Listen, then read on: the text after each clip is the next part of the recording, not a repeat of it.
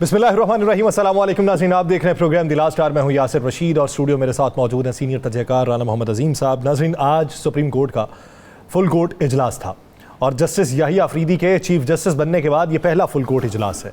याद रहे कि जो सीनियर तरीन जज हैं जस्टिस मंसूर अली शाह साहब, उन्होंने जस्टिस काजी फाइज ईसा को जब वो चीफ जस्टिस थे तो उन्हें ख़त तहरीर किया था और उन्हें कहा था कि मैं तब तक मखसूस कमेटी के अंदर नहीं बैठूंगा जब तक फुल कोर्ट का इजलास नहीं बुलाया जाता।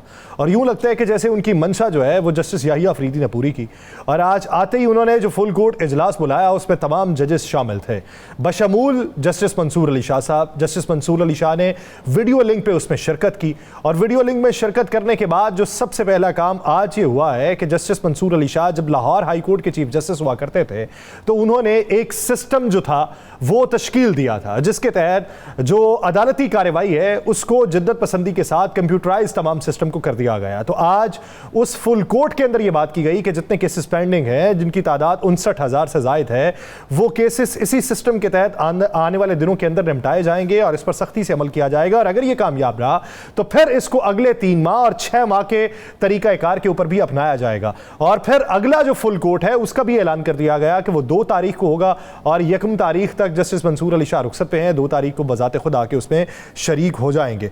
दूसरी तरफ बाज़गश सुनाई दे रही है 27वीं आईनी तरमीम के हवाले से। वो बातें जो माजी करीब के अंदर हो रही थी वो अब खुल के मंजर-ए-आम पे आ रही हैं, जिसके हवाले से हुकूमत वक्त का ये कहना है कि जिस तरह बिलावल भुट्टो जरदारी और मियां शहबाज शरीफ साहब की मुलाकात हुई उसमें क्या तय पाया है कि 26वीं आईनी तरमीम में जो खामियां रह गई उनको दूर किया जाएगा और कुछ नई तरामीम लाई जाएंगी।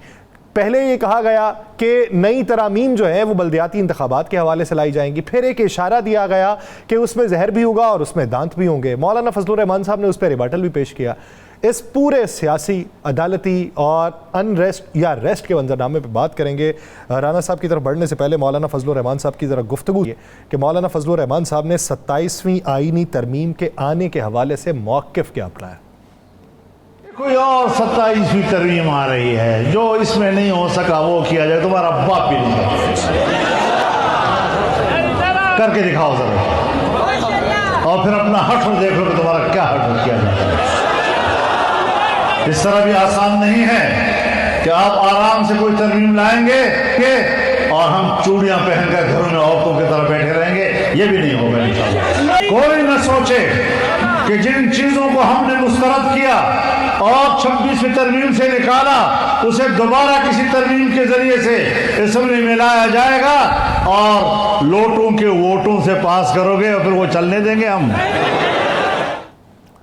लोगों के वोटों को पास करोगे, हम चलने देंगे। राना साहब लोटों के राना साहब क्या समझते हैं कि जिस तरह नूर आलम खान साहब ने एक बात कर दी कि ना कोई दबाव था ना कुछ और था, ये तो एम ढोंग था, तो क्या ये मौलाना के मौक़िफ़ की तायीद थी या तरदीद थी? बिस्मिल्लाहिर्रहमानिर्रहीम, अस्सलातु वस्सलामु अलैका या सय्यदी या रसूल अल्लाह, अस्सलातु वस्सलामु अलैका या सय्यदी या हबीब अल्लाह, ताजदार ख़त्मे नबूवत जिंदाबाद जिंदाबाद। पहले तो मुझे आपकी बात पे हैरानगी होती है, इतने समझदार आदमी आप माशाल्लाह। शुक्रिया।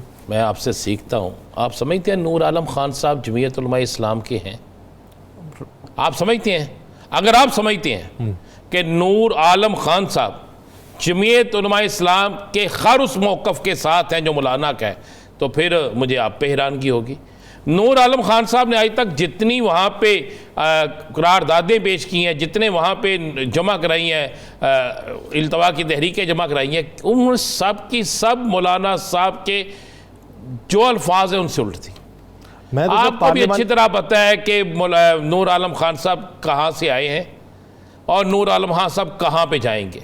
नहीं तो फिर मौलाना के ऊपर दबाव क्या है कि वो उनको कोई नोटिस ही नहीं भिजवा पा रहे? अभी किसी मुखालिफ कोई काम तो कर लेना, बयान पे नोटिस नहीं होता। वो आपकी तरह तो नहीं है कि वही नोटिस भेज दें, बयान पे नोटिस नहीं होता। नोटिस जो होता है ना वो यासिर रशीद साहब, वो होता है कि जब वो वोट मुखालिफ में जाएंगे। सर नोटिस तो अगर आप क्या नाम है पार्टी की बयानिए के बरक्स कोई मौक़िफ़ रखेंगे तो नोटिस तो होता है सर, उस पर शोकाज होता है, जवाब तलबी की जाती है क्यों किया है सर। पूछेंगे ये अब कल के प्रोग्राम में कोशिश करेंगे, मौलाना साहब के किसी करीबी दोस्त को बुला के इस पर पूछें। हमने एक दफ़ा पूछा था, याद है, नूर आलम खान साहब के हवाले से, तो उन्होंने क्या बात की थी जो आपको अच्छी तरह याद है। अब आपने फुल कोर्ट की भी बात की है, सारा बात की है यासिर साहब। और हम बार बार तस्वीर दिखाते हैं मोहतरम काजी फ़ाइज़ ईसा साहब की, जी मेरे ख़िलाफ़ वो माजी का किस्सा बन गए, तो उनकी तस्वीर हमें रहने देनी चाहिए। क्योंकि मैं जिस टीवी टॉक शो में देखता हूँ तो सिवाय उनके ख़िलाफ़ बातें होने के होते ही कुछ नहीं है। अच्छा, बातें भी लोग ठीक करते हैं, क्या करें कि काजी साहब को जब लियाकत चट्ठे वाली बात होती है, उस वक़्त काजी साहब ने सोशल मीडिया भी देखा होता है और टीवी भी देखा होता है, याद है ना आपको?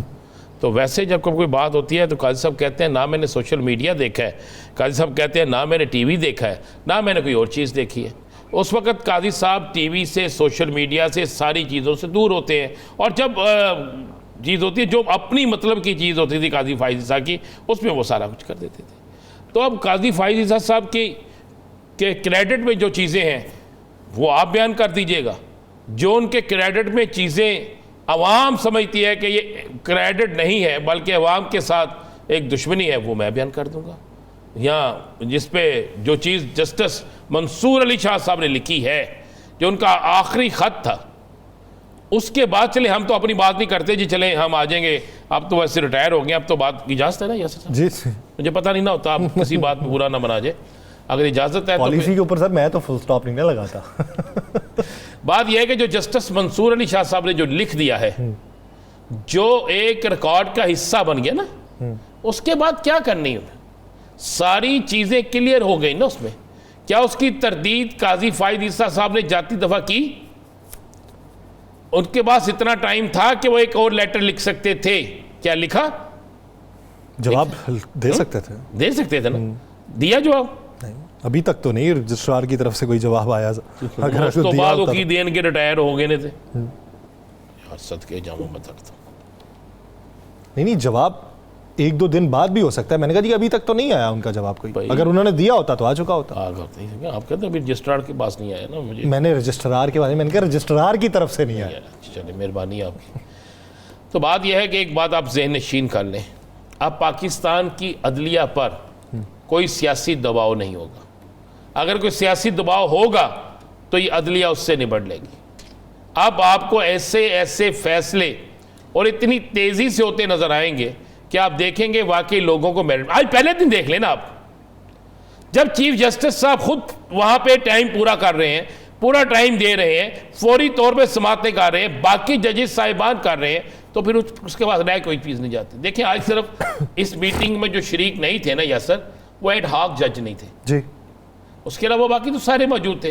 अब उसकी तशरीह क्या है, कोई कानूनी माहिर ही कर सकता है, आप और मैं नहीं कर सकते कि वो क्यों नहीं थे। लेकिन काजी साहब की हर मीटिंग में वो हुआ करते थे, काजी साहब के बेंचों में हुआ करते थे यार। काजी साहब काजी साहब ने फौरी तौर पर जो पहला बेंच बनाया था उनके आने पर, उसमें वो मौजूद थे। तो इसलिए इस पर कोई कानूनी राय ही आ सकती है, वही चल सकती है। लेकिन अब मैं आपको एक अंदर की खबर जो है वो आपको मैं दे रहा हूँ कि यासर एक बात बड़ी क्लियर और वाज़ेह और साफ़ है। वो बात यह है कि अब अदालतों से आपको मेरिट पे फैसले मिलेंगे। हो सकता है किसी जगह कोई ऊंच नीच हो जाए, लेकिन वो दौर वापस नहीं आएगा। अब काजी एक ही था, काजी एक ही रहेगा। अब जो होगा ना वो एक जस्टिस होगा, एक पैगाम होगा, एक आइन होगा, एक कानून होगा, और आपको ये चीज़ें नजर आ जाएंगी। और बहुत से लोगों की, मैंने वो ट्वीट आपने भी पढ़े होंगे, जिसमें लोगों ने कहा कोई सीनियर जो है कोई जूनियर वजीर चीफ जस्टिस बन जाए या अहम ओहदे पे फायज हो जाए तो सीनियर्स को इस्तीफे दे देने चाहिए। पढ़े ना आपने ट्वीट? जी। अच्छा, यही सियासत में भी सूल होना चाहिए यार। ये क्यों नहीं सियासत में सूल कि अगर जूनियर को वजीर आला या वजीर आजम या कोई और बना दिया जाए तो सीनियर को इस्तीफे दे के घर चले जाने चाहिए? नहीं चले जाने चाहिए। आप अपनी सियासत के असूल जो है वो अदलिया पे लागू कर रहे हैं, अपनी सियासत के असूल बाकी जगह पे लागू कर रहे हैं, अपनी सियासत पे नहीं लागू करते।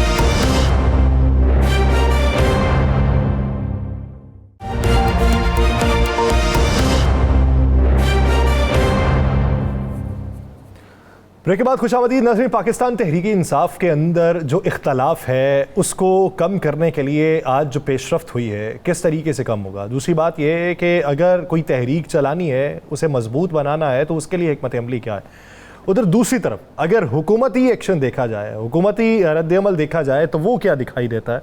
पाकिस्तान तहरीक इंसाफ की सीनियर रहनुमा कमल शोज़ब साहिबा ने हमें ज्वाइन किया है। कमल शोज़ब साहिबा, बहुत शुक्रिया आपके वक्त का। आपकी तरफ आने से पहले वज़ीर आला पंजाब मरियम नवाज़ ने गुफ्तगू की है, उस गुफ्तगू का कुछ हिस्सा सुनिए, फिर मैं आपकी तरफ आता हूँ।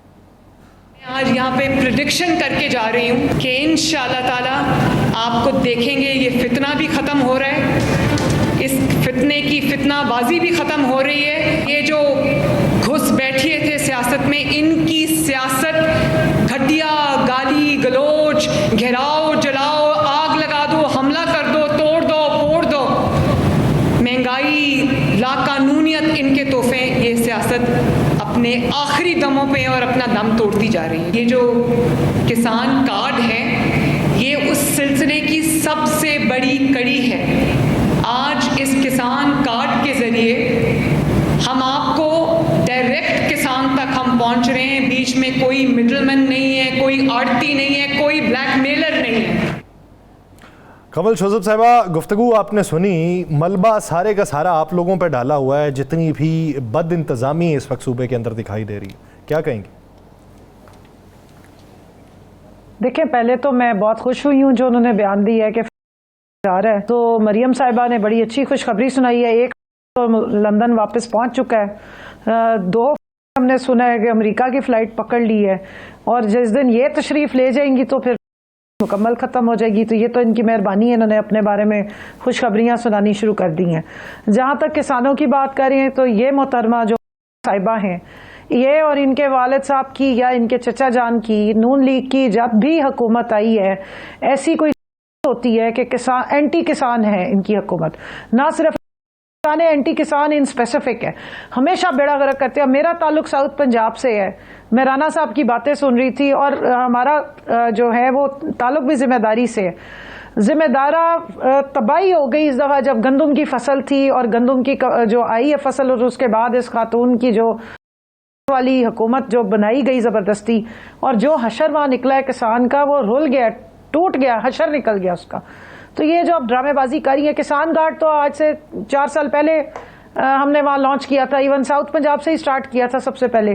तो इन लोगों को तो चरबा बेहतरीन करने की आदत है कि वही चीज़ें होती हैं उसके। इवन जो अभी इन्होंने ये जो मोबाइल्स इंट्रोड्यूस कराने की कोशिश की थी, तो पीछे वाला पेंट भी पूरे तरीके से नहीं करवा सके और उसके ऊपर अपनी बस तस्वीरें लगवा ली। इनके क्या ही कहने हैं। वो ठीक कह रहे थे अभी थोड़ी देर पहले राना साहब ब्रेक से पहले कि जो दूध शहद की नहरें हैं वो आजकल ओवरफ्लो कर रही हैं। पंजाब में लोग कश्तियों में सफ़र करते हैं, कई कश्तियां जो है वो दूध की नहरों में बहती नजर आती हैं, और कई जो हैं वो शहद की नहरों के किनारे बैठे हुए शहद चाटते नजर आते हैं।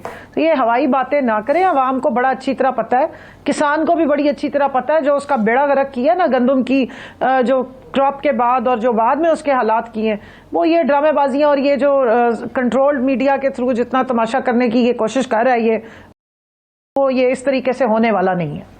आप कंट्रोल मीडिया की इसलिए बात ना करें कि आप भी आज जिस मीडिया में बैठे, आपकी ये सारी बात इनमें से एक लफ्ज़ नहीं काटा जाता, और जो भी कंट्रोल हो या बेकंट्रोल हो, ये चलता कुछ जगह पे होता होगा, ज़रूर होता होगा, लेकिन पॉलिसी हमारे यहाँ पे तो अल्हम्दुलिल्लाह जो सच है वो आ जाता है सामने। और आप अच्छा ये तो बता दें कि नवंबर के महीने को बड़ी ख़ास अहमियत दी जा रही है, और कहा जा रहा है कि खान साहब नवंबर के महीने में या बनी गाला शिफ्ट हो जाएंगे या खान साहब जो है रहा हो जाएंगे। राना साहब, पहले तो मैं आपकी तारीफ करूंगी कि आप लोगों ने तो हम मुश्किल तरीन वक्त में आपने बिलखसूस खुद भी तकलीफें बर्दाश्त की, और हमारे जिनकी गले घोटे गए थे और मुंह में सीसा डालने की कोशिश की गई थी कि इनकी जुबानें बंद कर दी जाएं, और ये इस तरह के टाइटल बेहुदा किस्म के, आप हमारी हमेशा आवाज़ बने, और हमने जब भी आवाज़ उठाई है और जो भी बात की है वो आपने आवाम तक पहुंचाई है। लेकिन कुछ इनके अपने करचे चमचे भी हैं जो इस तरह की चीज़ों को बड़ा ग्लोरीफाई करते, मैं उनकी बात कर रही हूँ। जहाँ तक नवंबर की बात है जी, हमारे लिए तो हर दिन ही हम गिन के गुजारे हैं। आज बहुत ही आज अलीमा आपा भी मिलकर आई हैं, सलमान अकरम राजा साहब भी मुलाकात करके आए हैं, और उन्होंने बहुत ज़्यादा तशवीश का इजहार किया है कि खान साहब को फूड पॉइजनिंग रही है, और इस बात का भी जिक्र किया जा रहा है जो पहले भी रेज किया गया है कि उनको स्लो पॉइजनिंग की जाती है, खाना उनका बंद कर दिया गया, उनको इतने बुरे तरीके से रखा गया है। किस बात की सजा दे रहे हैं? जुर्म तो उनके हैं, मैं मानती हूं, इस कौम को शऊर देने का जुर्म उनका है, हकीकी आजादी बताने का जुर्म उनका है, एब्सोल्युटली नॉट कहने का जुर्म उनका है। वाकई ये तो बात ठीक है। इस मुल्क की वो स्लेवरी को पसंद नहीं कर रहे थे कि 77 सालों से हम एक कॉलोनी से बाकायदा तो हमने अनाउंस कर दिया कि हम आजाद हो गए, लेकिन अभी तक हम उन्हीं की फोन कॉलों पे जो है वो तमाशे चला रहे होते। ये तो उनके जुर्म है, लेकिन इस जुर्म में आप उनको मौत की चक्की में रखेंगे और उनको मतलब 1 घंटा सिर्फ आप निकलने देते हैं और उसके बाद उनको फिर बंद कर दिया जाता है। किस बात का डर है? क्यों खौफ है इतना कि एक शख्स जिसको आपने बेबस करके अंदर बंद किया हुआ है, उसकी आप आवाज भी बंद की हुई है, उसकी शक्ल भी बंद की हुई है, उसकी जुबान को भी आपने बंद किया हुआ है कि यहां तक कुछ ना पहुंचे, और फिर उसके ऊपर आप ये फिजिकल टॉर्चर भी कर रही हैं और उसको आप मतलब क्या करना चाह रही हैं? तो इसके ऊपर तो बहुत ज्यादा बात होगी। और जहां नवंबर की बात कर रहे हैं तो जाहिर है कभी के दिन बड़े कभी की रातें बड़ी। अब हर वक्त तो ये नहीं है कि जालिम का ही डंडा रहेगा। आखिर फिरौन भी गर्क हुआ था और भी बड़े बड़े जालिम जो हैं वो गर्क भी हुए और इस दुनिया में निशान इबरत भी बने। तो ये छोटे फिरौन के खेत की मूली है। इंशाल्लाह मुश्किल वक्त गुजर जाता है और अल्लाह का वादा है ये कि बेशक हर मुश्किल के बाद आसानी, और इसी पे हमारा यकीन है। जहां से काम शुरू हुआ था काम खत्म भी वहीं से ही होगा इंशाल्लाह। अच्छा कमल साहिबा, इस वक्त जो मौजूदा सूरत हाल है पार्टी के अंदरूनी इख्तलाफात और एक दूसरे पे तंज़ो तनकीद के नश्तर बरसाना और खुले आम बरसाना, फवाद चौधरी साहब की एक गुफ्तगू का कुछ हिस्सा वो सुनना ज़रा चाहेंगे, उसके बाद मैं आपकी तरफ फवाद चौधरी साहब की तरफ गुफ्तगू सुनवाइए। बुशरा बीबी सियासत में नहीं आ सकती थी, हलीमा खान सियासत में नहीं आ सकती, भाई और कौन आएगा? डॉक्टर आरिफ अलवी, असद कैसर, बुशरा बीबी, हलीमा खान, ये आगे बढ़े और पार्टी को लीडरशिप दें और इन खलंडरों से हमारी जान इन खलंडरों से हमारी जान छुड़वाएं। बहुत सौ को गिला है पुराने लोगों को कि ये खलंडरे जो हैं ये सियासत के अंदर आके और पार्टी के अंदर आके इन्होंने पार्टी को मजबूत नहीं किया बल्कि खुद को मजबूत किया है। आप इस राय की तायीद करेंगी या तरदीद करेंगी? देखिए जी, जो हमारी पार्टी से जिनका ताल्लुक नहीं है और जिन्होंने वो वाली पार्टियां ज्वाइन कर ली या ज्वाइन करवा दी गई, जिनके केस अभी पेंडिंग है, तो उनकी बात को मैं तो कोई इंडोर्समेंट नहीं दे सकती। दूसरी बात यह कि पार्टी में किसने आगे आके सियासत करनी है वो इमरान खान साहब का डिसीजन है। ये हमारी पार्टी मरूसी पार्टी नहीं है और यहाँ पर खान साहब ने बड़ा स्ट्रिक्टली अपनी फैमिली को हमेशा सियासत से दूर रखा है और अपने ऊपर तो उन्होंने ये फुली अपनी जो है इस चीज को इम्प्लीमेंट किया है। ना उन्होंने अपनी सियासत में आगे अपने किसी भाई को, ना अपनी बहनों को, ना अपने कजन को, किसी को वारिस नहीं बनाया आज तक। उनके सियासी वारिस उनके ये वर्कर्स हैं। आप देख लें कि इस पूरे टाइम में वुमेन विंग की प्रेसिडेंट उनकी एक वर्कर है। मैं आपके सामने बैठी हुई हूँ, उन्होंने किसी को ऑफिशियली टाइटल्स नहीं दिए। तो इनकी राय अपने हिसाब से कोई पार्टी बनाए तो उसमें जरूर अच्छी लगेगी, लेकिन पाकिस्तान तहरीक इंसाफ की पॉलिसी और पाकिस्तान तहरीक इंसाफ का कॉन्स्टिट्यूशन और उसकी बाकी सारे मामलात जो हैं उसकी जो हतमी फैसले हैं वो इमरान खान साहब करते हैं और उन्होंने जिन लोगों को चुना है और उन पे कॉन्फिडेंस का इजहार किया है, हम उन्हीं को ही सपोर्ट करते हैं और उनके साथ ही चलते हैं। अंदरूनी मामलात को उछाला ज्यादा जा रहा है। ऐसे लग रहा है कि क्योंकि पाकिस्तान में बाकी सारे मुल्क में दूध शहद की बकौल आपके और सबके नहरें बहनी शुरू होगी, सारे मसले खत्म हो गए, इसलिए पाकिस्तान तहरीक इंसाफ में किसी को छींक भी आ जाए ना तो वो भी एक मसला होता है। और ये यहाँ से आप अंदाजा लगाइए कि पाकिस्तान की सियासत सिर्फ पाकिस्तान तहरीक इंसाफ के आसपास चलती है। लेकिन मैं यहाँ पे क्लियरली बता रही हूँ कि सलमान अकरम राजा साहब पार्टी के सेक्रेटरी जनरल हैं, हमारा उन पे पूरा कॉन्फिडेंस है। खान साहब ने जिसको चेयरमैन बनाया है, खान साहब ने जिसको सेक्रेटरी जनरल बनाया, पूरी पार्टी उनके साथ खड़ी है।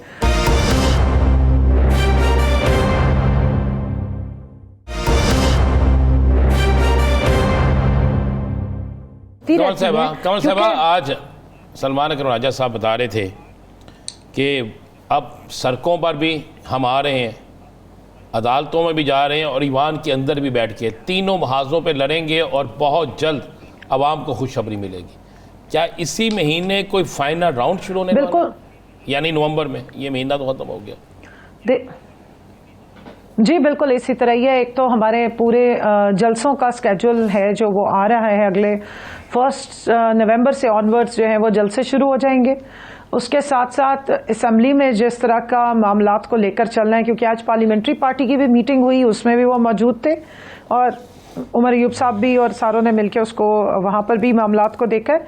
और जहाँ तक अदालत की बात है तो अदालत में भी आज भी हमने पिटीशन भी फाइल किया, आपने शायद देखी होगी कि इलेक्शन कमीशन ऑफ पाकिस्तान जो है वो नहीं इम्प्लीमेंट कर रहा सुप्रीम कोर्ट के फैसले को, और पाकिस्तान तहरीक इंसाफ का चुराया हुआ मैंडेट जो सुप्रीम कोर्ट ने वापस दिया था रिजर्व सीट्स के हवाले से, उसका डिटेल में फैसला आने के बावजूद, 3 दफा जजमेंट्स आने के बावजूद उसके कान पे अगर जूं नहीं रेंग रही है, तो आज हमने कंटेम्प्ट फाइल किया। पिटिशनर मैं हूं जी, मेरा ही वो केस था, और काउंसल जो है वो सलमान अकरम राजा साहब हैं। इसके अलावा भी 26वीं आईनी तरमीम जो गैर आईनी तरमीम है, इसको भी चैलेंज किया जा रहा है। आज बलूचिस्तान में तो चैलेंज कर दिया गया है, कुछ और मामलात हैं जिनको चैलेंज करने के लिए, तो अदालतों से के हवाले से भी जो रूल ऑफ लॉ के लिए हमारी लड़ाई है वो अदालतों में होगी, और जो सुप्रीमेसी ऑफ कॉन्स्टिट्यूशन है उसके लिए हम पार्लियामेंट में पूरा जोर लगाएंगे, और इस सारी तहरीक को जो मुकम्मल तौर पर अवाम की तर्जुमानी करने के लिए सड़कों पर जोर लगाया जाएगा। अच्छा, 26वीं आईनी तरमीम के हवाले से अगर आप मुखालिफत करेंगे तो बादियुन नज़र में क्या वो जस्टिस याहिया अफरीदी की मुखालिफत नहीं लगेगी? देखिए, 26वीं आईनी तरमीम जो है वो इस वक्त जिस तरीके से भी पास हुई है वो लॉ ऑफ द लैंड बना है। अब उसके लिए जस्टिस याहिया अफरीदी जो है वो उस तरमीम के नतीजे में चीफ जस्टिस बने हैं, उनकी ज़ात से हमें कोई लड़ाई नहीं है, लेकिन जो प्रोसीजर इस्तेमाल किया गया वो आप देख लें कि आइन के जो है वो मुनाफी है। सो इसलिए जब तक वो कलअदम नहीं होती जस्टिस साहब को तो हम कुछ नहीं कह सकते, ना हम उनके किरदार पे ना हम उनके रोल पे कोई बात करेंगे। वो पूरे पाकिस्तान के चीफ जस्टिस हैं तदम के ये 26वीं आईनी तरमीम जो है वो इन प्लेस है, लेकिन जिस तरीके से तरमीम करवाई गई, अवामी नुमाइंदों की जिस तरह तजलील की जाती है, आइन को तो आपने देखा ही नहीं कि उसको करने क्या जा रहे हैं। तो अब जी 27वीं भी तरमीम आएगी तो 28वीं भी आएगी, ये क्या तमाशा बनाया हुआ है इस मुल्क का? ये जो मसवदा है ना, ये पाकिस्तान का आइन, ये पार्लियामेंट से ऊपर है, ये सुप्रीम है। ये पाकिस्तान के हर बच्चे को पता होना चाहिए कि आइन सुप्रीम है, उसके बाद इसके नीचे असेंबली और पार्लियामेंट और तमाम इदारे आते हैं, और हमने इसका तमाशा बनते देखना है। मतलब ये कौन से तरीके से आईनी तरमीम की गई, इसके लिए आपको बेहतरीन पता है कि अवाम में आप कॉल देते हैं, आप उनको डिस्कशन के लिए बुलाते हैं, वो सवाल और जवाब जो है वो पूरे इसके रिकॉर्ड का हिस्सा बनते। कब हुआ ये सब कुछ? इवन मुस्तफ़ा जो खोकर साहब हैं, उन्होंने सेनेटर जो है उन्होंने इस्लामाबाद हाई कोर्ट पे पिटीशन डाली, मैं उस दिन कोर्ट में मौजूद थी, कि आप इसकी ये गैर आईनी तरीके से मसवदा पेश किया जा रहा है, इसके लिए पहले अवाम को जो राइट ऑफ इंफॉर्मेशन है वो तो दिया जाए। भाई आप जो तरमीम, अगर इतनी अच्छी तरमीम है जिससे अवाम के सारे मसले हल हो गए हैं, दूध शहद की नहरें बह रही हैं, नूर का जो है वो चिराग रोशन हो गए हैं, अवाम खुशी से फूली नहीं समा रही है, डोनट्स और जो है वो क्या कहते हैं मिठाई की दुकानें खाली होगी, तो फिर इतनी जल्दी में करने की क्या जरूरत थी? फिर अवाम को भी बीच में शामिल करते, फिर लोगों की छितर परेड करने की क्या जरूरत थी? फिर सारी रात बैठा के उनको यस और नो कराने की क्या जरूरत थी? तो ये तमाशा आपने छोड़ दी। वजह ये वजह ये है कि जो कॉन्स्टिट्यूशनल कोर्ट बनना है ना जी, मैं एक मिनट सिर्फ कह दूं, जो कॉन्स्टिट्यूशनल कोर्ट बनाने की फुलझड़ी छोड़ी गई है उसके लिए कोई तरमीम जो की गई है उसमें कोई प्रोसीजर ही नहीं मौजूद है, इसलिए अब 27वीं तरमीम की जो है वो शोशे छोड़े जा रहे हैं। अच्छा, ये तो बता दें, शोकाज नोटिस जारी किया आप लोगों ने, कितने दिनों में इसका फैसला दे रहे हैं? देखिए जी, 15 दिन का उसका स्टैंडर्ड टाइम होता है, तो वो जैसे भी उसका जवाब आएगा, जो उससे सेटिस्फाई होंगे उनको तो कुछ नहीं कहा जाएगा, और फिर जो नहीं सेटिस्फाई होंगे वो फिर प्रोसीजरल जो कमेटी है वो उसको देखेगी कि किस तरीके से उसको डील करना है। अच्छा कमल साहिबा, ये बताइए कि आने वाले दिनों में अगर तहरीक चलानी है तो उस तहरीक में वकला को आपने शामिल करना है या ये वाला महाज अलग से रखना है? देखिए जी, जब आइन की के अपराइट करने की या आइन को बचाने की या उसकी जो एक आइन के तकद्दुस की बहाली की बात आए तो मेरा ख्याल है कि वकला खुद भी पीछे नहीं रहेंगे, और वकला के बगैर ये वाली तहरीकें जो आइन से रिलेटेड, आइन की सुप्रीमेसी को कायम रखने की जो तहरीक है वो उनके बगैर मुकम्मल नहीं होगी। बाकी तो लकीली पाकिस्तान तहरीक इंसाफ को जो लोग कह रहे हैं कि खलंडरे, उसके दोनों ही माशाल्लाह जो इस वक्त ऑफिस बेरर्स हैं टॉप के, वो सारे बड़े सीनियर पाकिस्तान के नामवर वकला हैं, और इंशाल्लाह वो इसको खुद भी लीड करेंगे और बाकी वकला भी इसको ज्वाइन करेंगे। तो आप इसका मतलब है आने वाले दिनों में अब ये सारे मामलात को बेहतर होता देख रहे हैं। पेशावर का जलसा, उसके बाद क्या लाहौर में जलसा होने जा रहा है? वो तो अब जो हमारी पॉलिटिकल कमेटी है वो डिसाइड करके पूरा एक स्केड्यूल जारी करेगी। कोयटा में भी हो रहा है जी, पेशावर में भी हो रहा है और मुख्तलिफ जगहों पे हो रहा है। जैसे जैसे होगा स्केड्यूल वो मुझे भी पता लगेगा और आपको भी पता लग जाएगा। अच्छा, आप क्या समझती हैं कि उससे पहले कि आईनी तरमीम वाला मामला जो है इसे टेकअप किया जाए और इसके ऊपर कोई बात हो, क्या उससे पहले आपकी मखसूस नशिस्तों वाले मामले के ऊपर ऊंट किसी करवट बैठता दिखाई देता? देखिए यासिर, सबसे पहली बात यह कि इन्होंने 2/3 मेजॉरिटी के साथ ये आईनी तरमीम करनी थी। आपका हाउस कंप्लीट ही नहीं है, पार्लियामान ही कंप्लीट नहीं है, जहां पर ना खवातीन की रिप्रेजेंटेशन है, ना वहां पर माइनॉरिटीज की रिप्रेजेंटेशन है। केपी की अपर हाउस में कोई सेनेट में रिप्रेजेंटेशन पूरे सूबे की नहीं है और किस्म की एक से उठा के आपने तरमीम कर दी।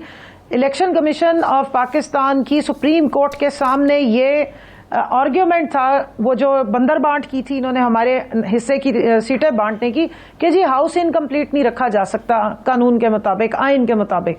अब आइन और कानून जो मर्जी इनकी मर्जी होती है तो उसकी इंटरप्रिटेशन करते हैं। 3.5 महीने हो गए हैं और फैसला आ चुका हुआ है। 8 मेंबरान ने तफसीली फैसला जारी कर दिया है, लेकिन हट धर्मी सिर्फ इलेक्शन कमीशन की है, क्योंकि वो जहां से उनका होता है मेरे ख्याल में वहां से अभी तक ऑन नहीं हुआ।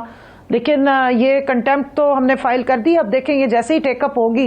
मेरा नहीं ख्याल है कि आर्टिकल 6 की तलवार जब इनके सिर पे लटकी होगी तो ये ज्यादा देर फिर और रेजिस्ट कर सकेंगे। आर्टिकल 6 की तलवार अगर सर पर लटकती होगी तो ज़्यादा देर मज़ामत नहीं हो सकती। बहुत शुक्रिया कमल जोसेफ साहिबा इस हवाले देने के लिए। नाज़रीन, एक ब्रेक के बाद सीनियर कानूनदान आबिद जुबैरी साहब हमें ज्वाइन करेंगे। कानूनी मंजरनामे के ऊपर बात की जाएगी, कहीं नहीं जाएगा शेविदास।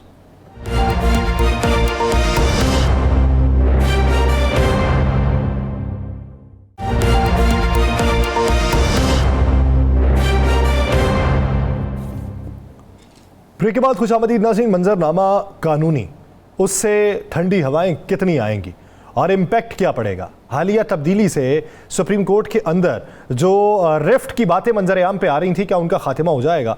और आज फुल कोर्ट से जो जेस्चर मिला है उससे इम्पैक्ट क्या दिखाई देगा? और इसके साथ साथ 2 एडहॉक जजेस की आज शमूलियत का ना होना कानूनी एतबार से क्या इसके ऊपर सवालिया निशान है? इसकी तशरीहात क्या हैं? और फिर जो बाज़गश सुनाई दे रही है कि सीनियर जज अब कौन होगा, इस हवाले से भी राय लेंगे। माहिर कानून सीनियर कानूनदान आबिद जुबैरी साहब ने हमें ज्वाइन किया। आबिद जुबैरी साहब, बहुत शुक्रिया आपके वक्त का। आबिद जुबैरी साहब, सबसे पहले तो सर ये बताइएगा कि आज जो फुल कोर्ट हुआ है, फुल कोर्ट का जो एलामिया जारी हुआ और जो एक तासुर बनाया जा रहा था कि ये हालात मज़ीद ख़राब होंगे, क्या वो हालात बेहतरी की जानिब माइल होते आपको दिखाई दिए हैं या कुछ और दिखाई दे रहे हैं? बिस्मिल्लाहिर्रहमानिर्रहीम। नहीं, मैं तो समझता हूँ बहुत बेहतरी की तरफ है। और देखिए, फुल कोर्ट का मिलना बहुत अच्छी बात है। देखिए, आप कोई भी मीटिंग होती है, आपके अपने अंदर कोई इख्तिलाफ तो हो सकता है, लेकिन जब कोई अक्सरियत कोई फैसला करे तो फिर आप उसके पाबंद हो जाते हैं। तो देखिए, आपका अपना व्यू होता है, हो सकता है आपकी बात मान ली जाए। तो मैं समझता हूँ आज जो चीफ जस्टिस साहब ने जो मीटिंग कॉल की, मैं कहता हूँ बड़ा खुश आइंद है।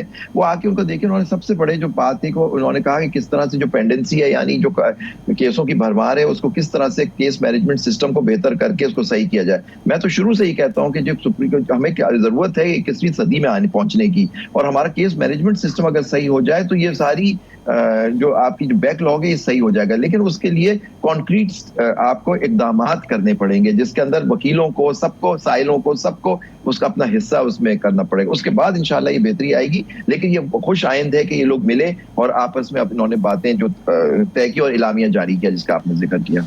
अच्छा, आबिद जुबैरी साहब, कहा जा रहा है कि 26वीं आईनी जो तरमीम है, इसमें आईनी बेंच के हवाले से कोई वाज़ेह चीज़ नहीं रखी गई, क्या ऐसा है? जी बिल्कुल ऐसा ही है, क्योंकि उसमें देखिए उन्होंने कहा है जुडिशल, आपको पता है ना, उन्होंने एक जुडिशल कमीशन ऑफ पाकिस्तान बना दिया है उस आईनी तरमीम के अंदर। उसके अंदर उसके उनकी कॉम्पोजिशन बनाई हुई है, उसके अंदर लिख दिया एक आईनी जो अदालत, आईनी बेंच है, उसका सरबराह जो होगा वो उसका मेंबर होगा। लेकिन वो अभी तक कोई बना ही नहीं है। तो एक ये इशू आ गया कि जी वो जो जुडिशल कमीशन ऑफ पाकिस्तान, क्या वो मिल सकता है या नहीं, और उसमें कोई इसकी बात नहीं लिखी। उसमें यहाँ तक लिखा है कि अगर चीफ जस्टिस भी उसके मेंबर हो सकते हैं। आप देखिए उसमें लिखा हुआ है आपके सामने, शायद अगर तरमीम की कॉपी हो।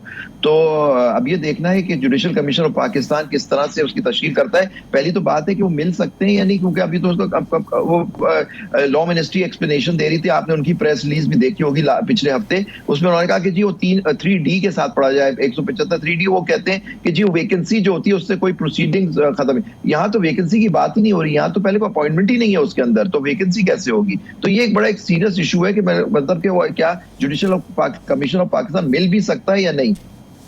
अच्छा सर, एक चीज़ और समझाइए। बैरिस्टर अकील मलिक का बयान चल रहा था ये शाम गए कि अभी देखा जा रहा है कि सीनियर जज जो हैं वो कौन बनाए जाएंगे, और इस बात पे गौर किया जा रहा है कि जस्टिस याहिया अफरीदी के बाद वाले को सीनियर जज का ओहदा दिया जाए। ये कैसे मुमकिनात में से? ये देखिए, वो तो यही चाहेंगे ना, हम जानते हैं वो किस जज को लगाना चाहते हैं, सारी दुनिया जानती है। तो नोश्ता दीवार है कि उसमें लिखा हुआ है कि जिस जज के लिए चाह रहे थे, ये तो चाह भी रहे थे कि अगर ये चीफ जस्टिस साहब मना कर दे तो उनको चीफ जस्टिस बना दे, जबकि खुद अपने कानून के अंदर कह गए कि अगर वो मना करते तो उससे सीनियर जो थे बाकी दो में से देना था इनको। तो चीज अब चीफ जस्टिस याहिया अफरीदी साहब ने ले लिया। अब ये उनकी इंटरप्रिटेशन। दूसरी बात है, अकील मलिक साहब कैसे ही बात कर रहे हैं, ये तो जुरिस्डिक्शन और जो अभी आईनी तरमीम, अगर खुद इन्होंने आईनी तरमीम की और जिस तरह से कराई, एक इनकम्प्लीट हाउस और जोर जबरदस्ती करके लोगों से वोट लिए, लोटों से वोट लिए, तो उसके बावजूद ये कैसे कह सकते हैं? वो तो जुडिशल कमीशन ऑफ पाकिस्तान की जुरिस्डिक्शन है कि वो किसको लगाते हैं या नहीं, ये उनको इंटरप्रेट करना, ये अकील मलिक या और जो लोग हैं उनको नहीं करना। वो कैसे ये बात कर सकते हैं उनके बिहाफ? इसके मतलब इससे साबित हुआ कि वो लोग, हमें मालूम, इससे साबित हुआ कि वो जब भी उन्होंने अपनी अक्सरियत रखी उसके अंदर, ताकि जजेस जो है वो माइनॉरिटी में चले जाएं उसके अंदर। ये भी एक है, और ये चैलेंज हो चुकी है तरमीम। आपने आज चैलेंज किया है, आपने इस 26वीं तरमीम हम लोग 5 लोग हैं, एक पाकिस्तान बार के जो मेंबरान हैं, हमारे एक मेंबर मुझसे बाहर थे, इसलिए वरना 6 होते। हम 5 लोगों ने इसको चैलेंज किया, और बलूचिस्तान बार काउंसिल ने, बलूचिस्तान हाई कोर्ट बार ने भी चैलेंज किया है। क्या नजर आ रहा है, क्या इम्कानात हैं? देखिए, वो तो ये तो अब देखिए हमने फाइल कर दिया, अब ये तो कोर्ट के ऊपर है कि उनकी सवाबदीद है कि वो किधर लगाते हैं। वो फुल बेंच, फुल कोर्ट बनता है या आईनी बेंच के सामने जाता है, ये तो अभी देखिए ये सारी अनचार्टेड टेरिटरी है, हमें नहीं मालूम। लेकिन हम एक्सपेक्ट करते हैं कि ये ऐसा मामला है कि इसके अंदर फुल कोर्ट सुने इसको और फैसला करे कि आईनी तरमीम सही है तो फैसला करें उसके हिसाब से, अगर गलत है तो वो फैसला करे। हम अपनी तरफ से कोशिश कर रहे हैं, क्योंकि हम समझते हैं कि आईनी तरमीम ने बिल्कुल आइन का हुलिया बिगाड़ के रख दिया और अदलिया को बिल्कुल मातहत। और जो आज आप बात करें अकील मलिक साहब की, इससे साबित हो गया कि उनका मतलब यही था कि वो आईनी बेंच बने, अपने मर्जी का वो जज बनाए। और क्यों ये कैसे कह रहे हैं, अब तो सीनियर मोस्ट जज तो हो गए चीफ जस्टिस, तो वो जो बाकी 2 सीनियर थे वो तो नीचे आ गए उनके, तो उनसे नीचे कैसे होगा? अब तो वो नीचे तो है ही नहीं, वो तो नंबर 1 है। नहीं, ये इससे तो फिर इसका मतलब तो ये कि उन दोनों को सुपरसीड कर दिया गया, फिर उसके नीचे बना सकते हैं आप। देखो, सुपर सीड नहीं, तो यही कानून बना है ना कि सुपर सीड का, तो उसमें अब सीनियर जज कौन है? चीफ जस्टिस सीनियर तो कोई नहीं होगा ना वो। आप अब तो number one the first among equal is the honourable chief justice. उसके बाद नंबर 2 सीनियर प्यूनी जज। आप देखें उसमें जो कमेटी कॉन्स्टिट्यूट हुई है, आपने देखा होगा, उसमें जस्टिस मंसूर अली शाह का नाम लिखा है सीनियर प्यूनी जज, तो चीफ जस्टिस के नीचे ही हुए ना सर। तो ये इनका कहना कि जी वो 3रे नंबर पे थे इसलिए 4थे नंबर के जज को बनाएंगे, क्या बात कर रहे हैं सर? ये तो सिंपल नॉर्मल बात हो रही है कि अब नंबर 1 जो है वो चीफ जस्टिस ऑफ पाकिस्तान, उसके बाद सब नीचे आ गए जी। अच्छा, एडहॉक जजेस जो हैं हमारे 2, वो आज बेंच उसमें मीटिंग में नहीं थे। क्या कानून के मुताबिक उनको मीटिंग में नहीं होना चाहिए था या वो मीटिंग में होना चाहिए था? कानून क्या कहता है इस पे? देखिए, कानून में उनका रोल वही है कि कॉन्स्टिट्यूशन में उनका रोल ये है कि वो एडहॉक होते हैं और उनका वो केसेस सुनते हैं। लेकिन उनके वो सारे वो जो बाकी जो उनके जो कोर्ट का वो, क्योंकि हमारी स्ट्रेंथ जो है सुप्रीम कोर्ट की वो 17 है सर, और 17 के जो एडहॉक हो गए, ये एक्टिंग जजेस हो गए, वो 17 के नहीं हो, क्योंकि ये कानून ने तय किया हुआ है कि हमारे सुप्रीम कोर्ट की जो स्ट्रेंथ है वो 17 होगी। वो अब एक पिछले चीफ जस्टिस रिटायर हो गए, अब 16 रह गए, तो इसलिए वो सुप्रीम कोर्ट का फुल कोर्ट का हिस्सा नहीं है, क्योंकि स्ट्रेंथ जो है वो 17 जजेस की है सर। और अगर 17 की ना भी होती, फर्ज कर लें कि 13 की होती या 12 की होती, 4 खाली होते, फिर भी नहीं होते, उसमें फिर सिर्फ मुस्तकिल जजेस जो हैं वही फुल कोर्ट का हिस्सा। बिकॉज कानून ने डिफाइन कर दिया है ना सर, कि कानून के अंदर लिखा हुआ है कि कोर्ट के अंदर मुस्तकिल जजेस जो होंगे वो 17 होंगे। अब वो 13 रह जाए, 14 रह जाए। आज के हवाले से आप क्या समझते हैं, उनको दावतनामे ही भिजवाए नहीं गए होंगे या वो खुद ही आए नहीं होंगे? मुझे नहीं मालूम सर, ये तो उनसे मालूम करें रजिस्ट्रार साहिबा से कि वो आज उनको भेजे नहीं, लेकिन मैं समझता हूँ वो फुल कोर्ट का हिस्सा नहीं है। अच्छा अब्बास भाई साहब, एक पिटीशन आप लोगों की तरफ से चलेगी और आज एक तौहीन अदालत की पिटीशन सलमान अकरम राजा साहब ने भी दायर कर दी। जी बिल्कुल सर। अब क्या आप समझते हैं कि जब सुप्रीम कोर्ट के नए चीफ जस्टिस साहब भी आ गए हैं तो ये महसूस नशिस्तों का केस मजीद लटकेगा भी, या अब फैसला आना करना पे? देखिए फैसला तो आ चुका है, इन्होंने मानना नहीं है। जैसे अभी मैं कुछ सुन रहा था, खातून बोल रही थी कि जी या कहीं और से कंट्रोल्ड है। आज जो उन्होंने, जो सबसे ज्यादा अफसोस हुआ है कि मैं एक शख्स की बड़ी इज्जत करता था, बड़े हमारे सुलझे हुए वो पॉलिटिशियन है जो हमारे स्पीकर साहब हैं, अयाज सादिक साहब, उन्होंने कहा मैं सुप्रीम कोर्ट का केस फैसला नहीं मानूंगा, मैं मानूंगा इलेक्शन कमीशन का।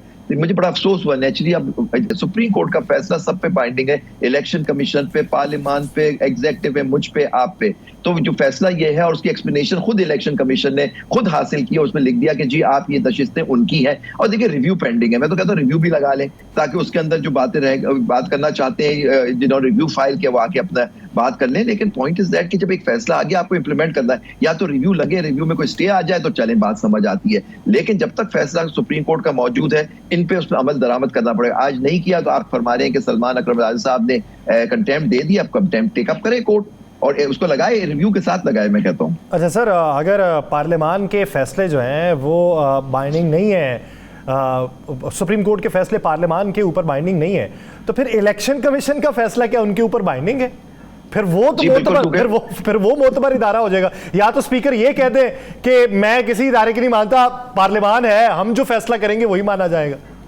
कम से कम एक बात तो उन्होंने कंसीड की ना सर, आप ये तो उनको तारीफ करें कि उन्होंने अपनी सुप्रीमेसी जो हमेशा कहते हैं पार्लियामान की सुप्रीमेसी है, वो उन्होंने आज ताबे कर दी है इलेक्शन कमीशन ऑफ पाकिस्तान की। कम से कम ये तो उनको आप क्रेडिट देना सर आज। तो, लेकिन जो उन्होंने बात की, बड़ा अफसोस की बात है, it is the supreme court का डिसीजन। लेकिन अगर नहीं मानना कि मैंने नहीं मानना, तो वो उसका क्या हल? उसका हल यही है कि कंटेम्प्ट करें। और अगर उन्होंने कंटेम्प्ट, अगर ये स्पीकर साहब की बात पे कंटेम्प्ट है, पार्लियामान देखिए हमारे अंडर आर्टिकल 189, 190 कॉन्स्टिट्यूशन का जो अभी भी है, इवन आफ्टर अमेंडमेंट, उसमें जो सुप्रीम कोर्ट का फैसला होता है मुझ पे, आप पे, पार्लियामान सब पे बाइंडिंग होता है। अगर वो नहीं मानते, जो हमारे एक नई रीत चल गई है पिछले साल से, तो फिर देखिए उससे फिर यही होगा, इदारों की बेतौकीरी होती है। आप देखिए हमारे सुप्रीम कोर्ट की अब क्या इन्होंने बहाल कर दिया, अभी हमारे नए चीफ जस्टिस साहब के ऊपर है और पूरे कोर्ट के ऊपर है कि वो अपनी बात मनवाए। क्योंकि देखिए हम नॉर्मल कोर्स में सबसे कमजोर जो डिपार्टमेंट होता है जो तीनों में से, वो